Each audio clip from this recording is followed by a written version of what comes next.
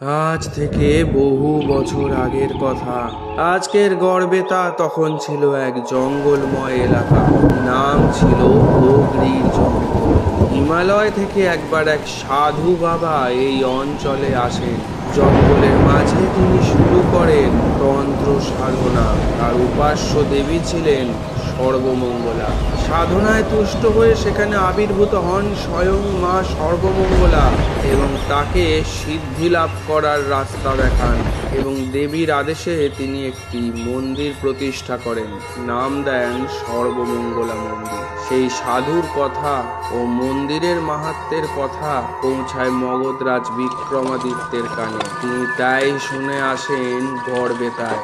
লোকমুখে প্রচলিত তিনি সব সাধনা করে সন্তুষ্ট করেছিলেন দেবীকে, এবং তারপর মহারাজ বিক্রমাদিত্যকে দেবী অলৌকিক ক্ষমতা দান করেন।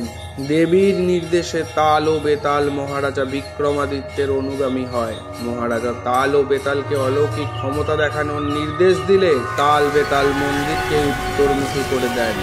সেই থেকে গড়বেতার সর্বমঙ্গলা মন্দির একমাত্র উত্তরমুখী মন্দির। জয় মা সর্বমঙ্গলা।